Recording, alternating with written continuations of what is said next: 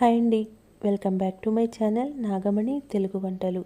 ఈరోజు మన ఛానల్లో చేసుకోబోయే రెసిపీ చిక్కుడుకాయ ఫ్రై ఎలా తయారు చేసుకోవాలో చూద్దామండి. ఈ చిక్కుడుకాయ వేపుడు ఈ ఒక్క పొడి వేసుకుంటే చాలు, చాలా టేస్టీగా ఉంటుందండి. మనం ఎప్పుడూ చేసుకునే విధంగా కాకుండా ఈ విధంగా చేసుకుంటే టేస్ట్ బాగుంటుంది. దీనికోసం మనం నాటు చిక్కుళ్ళు అంటారు కదా, అవి తీసుకున్నాను. ఇప్పుడు ఎక్కువగా ఇళ్లల్లో కాస్తూ ఉంటాయండి. ఇవి మనకి మార్కెట్లో దొరికేవైతే పొడుగ్గా ఉంటాయి. ఇవి ఇలా చిన్నగా ఉంటాయి నాటు చిక్కుళ్ళు. టేస్ట్ కూడా చాలా చాలా బాగుంటుందండి. ఈ చిక్కుళ్ళతో ఫ్రై చేసుకున్న, అలాగే టమాటా చిక్కుడుగా చేసుకున్న, ఏదైనా సరే చాలా బాగుంటుంది. వీటిని శుభ్రంగా ఈ నెలవి తీసుకొని క్లీన్ చేసుకొని 2-3 సార్లు వాష్ చేసి పక్కన పెట్టుకోవాలి. చూసారు కదా, ఈ విధంగా తీసుకొని వాష్ చేసి పక్కన పెట్టాలి.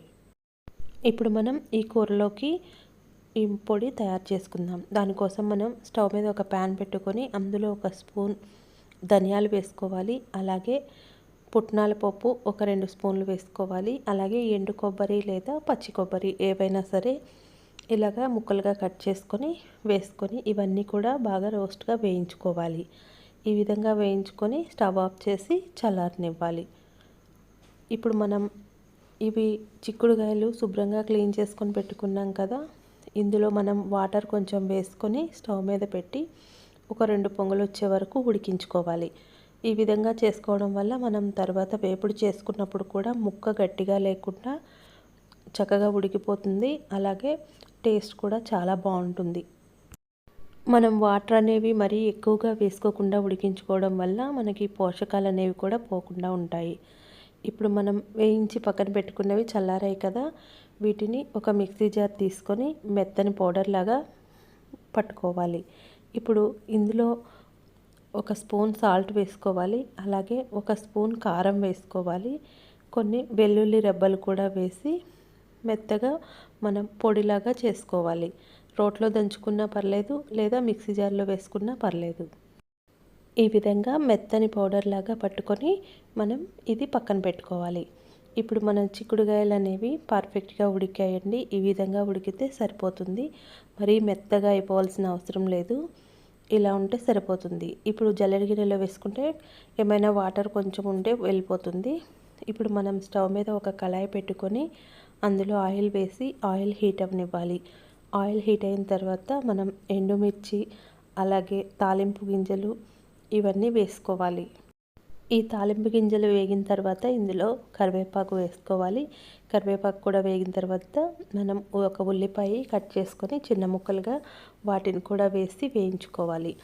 ఇవన్నీ ఒకసారి బాగా కలిపి వేయించుకున్న తర్వాత ఇందులోనే ఒక 1/2 టీ స్పూన్ పసుపు వేసుకోవాలి. ఈ పసుపు వేసుకున్న తర్వాత మొత్తం ఒకసారి బాగా కలిసేలాగా మిక్స్ చేసుకోవాలి. ఇప్పుడు ఇందులో మనం ఉడికించి పక్కన పెట్టుకున్న చిక్కుడుకాయ ముక్కలు కూడా వేసి మగ్గనివ్వాలి. ఈ చిక్కుడుకాయ ముక్కలు వేసిన తర్వాత ఒకసారి మనం పైకి కిందకి మొత్తం బాగా కలిసేలాగా కలుపుకోవాలి. అప్పుడు ఈ పసుపు, ఈ ఉల్లిపాయ ముక్కలు అన్నీ ఈ చిక్కుడుకాయ ముక్కలకి పట్టుకొని మనకి టేస్ట్ అనేది చాలా బాగుంటుంది. ఈ విధంగా మొత్తం ఒకసారి బాగా మిక్స్ చేసుకున్న తర్వాత కలుపుకుంటూ వేయించుకోవాలి. మనకి ఈ చిక్కుడుకాయలు అనేవి ఉడకబెట్టుకున్నాం కాబట్టి ముక్కలు అసలు గట్టిగా ఉండవు. అందుకని ఒక 10 నిమిషాలు ఆ విధంగా మగ్గిన తర్వాత మనం పొడి చేసి పక్కన పెట్టుకున్నాం కదా, ఆ పొడి కూడా ఇందులో వేసుకొని మొత్తం బాగా కలిసేలాగా మిక్స్ చేసుకోవాలి. చూసారు కదా, మనకి ఈ పొడి వేసుకోవడం వల్ల ఈ ఫ్రై టేస్ట్ అనేది చాలా బాగుంటుంది. మనం డైరెక్ట్గా రైస్లో అయినా బాగుంటుంది, లేదా మనం సాంబార్, రసం ఇలాంటి వాటితో సైడ్ డిష్గా కూడా చాలా బాగుంటుంది. ఈ విధంగా వేసుకున్నాక మూత పెట్టి ఒక 5 నిమిషాలు మగ్గనివ్వాలి. ఆ తర్వాత మళ్ళీ మనం మూత తీసి ఈ విధంగా ఒకసారి కలుపుకోవాలి. మనం వేసుకున్న ఈ పొడి కూడా ముందుగా వేయించుకున్నాం కాబట్టి మరీ ఎక్కువ వేగాల్సిన అవసరం లేదండి. ఈ విధంగా ఒక 15 నిమిషాలు మూత పెట్టి మగ్గించుకుంటే మన కర్రీ అనేది పర్ఫెక్ట్గా రెడీ అయిపోతుంది. చాలా టేస్టీగా ఉంటుందండి. మళ్ళీ మళ్ళీ ఇలాగే చేసుకోవాలి అన్నంత టేస్టీగా ఉంటుంది. చూసారు కదా, పర్ఫెక్ట్గా రెడీ అయిపోయింది. ఈ విధంగా రెడీ అయిపోయిన తర్వాత మనం సర్వ్ చేసుకోవడానికి కరెక్ట్గా సరిపోతుంది. ఈ విధంగా మీరు కూడా ఒకసారి తప్పకుండా ట్రై చేయండి. ఈ వీడియో కనుక మీకు నచ్చినట్లయితే లైక్ చేయండి, షేర్ చేయండి, సబ్స్క్రైబ్ చేయండి. Thanks for watching. మళ్ళీ మరొక చక్కటి వీడియోతో కలుద్దాం.